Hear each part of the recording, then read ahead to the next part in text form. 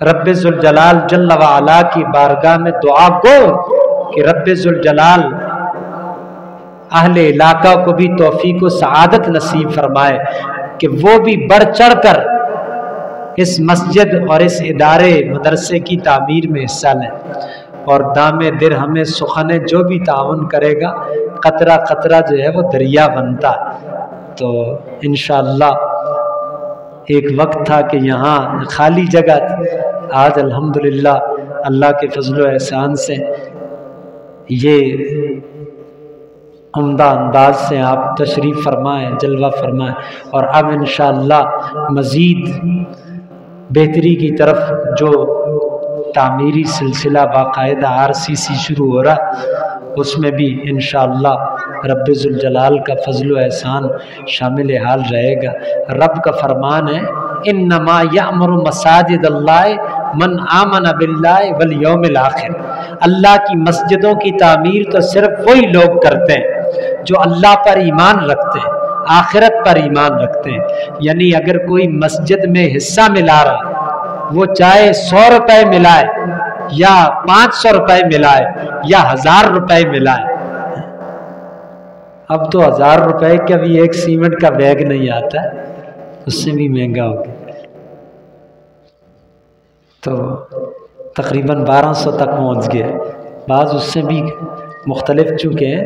1100 سے سارے اوپر ہے، کوئی 1180 کا، کوئی 1200 کا، کوئی 1210 کا، کوئی، تو اب ایک بیگ سیمنٹ کا، ایک سیمنٹ کی بوری، تو جو جس قدر حصہ ملائے، اب تو بلاک بھی جو ہے وہ 45 اور 50 روپے کی بات کرتے ہیں ایک بلاک، تو جو جس قدر حصہ ملائے گا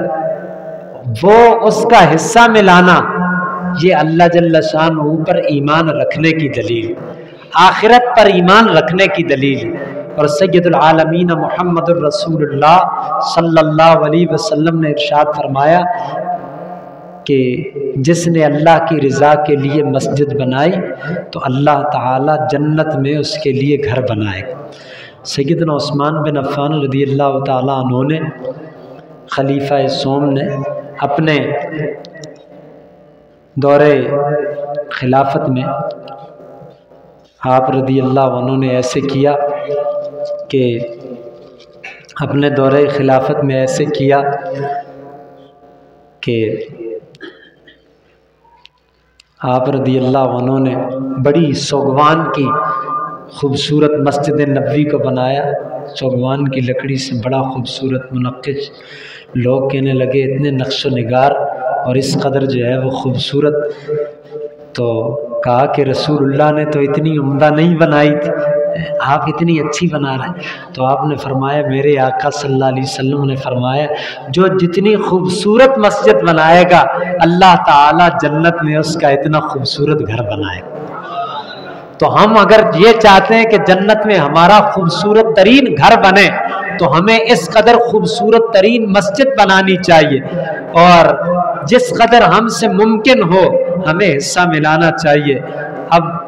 جتنے حضرات ہیں نا، ہم میں سے سب کو حصہ ملانا چاہیے۔ ایک صاحب نے ماشاءاللہ آغاز کر دیا، اللہ تعالیٰ ان کے رزق حلال میں وسعت برکتیں عنایت فرمائے،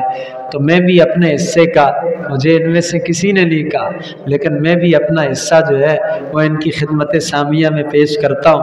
رب ذوالجلال جل وعلا کرم فرمائے، یہ میری طرف سے جو ہے وہ 2000 روپے مسجد کے لیے۔ تو اب آپ میں سے جس کے حصے میں جو جس کے بس میں ہے تو وہ اپنا جو ہے وہ اس میں ضرور حصہ ملا ہے، ضرور تھوڑا تھوڑا قطرہ قطرہ جو ہے وہ دریا بنتا ہے۔ تو باقی بھی انشاءاللہ عز و جل جو اہل محلہ جن تک میری آواز پہنچ رہی ہے وہ بھی اپنا حصہ اس میں ضرور ملائیں، تاکہ رب ذوالجلال جل وعلا اس مسجد کو تعمیر کے تکمیلی مراحل سے سرفراز فرمائے۔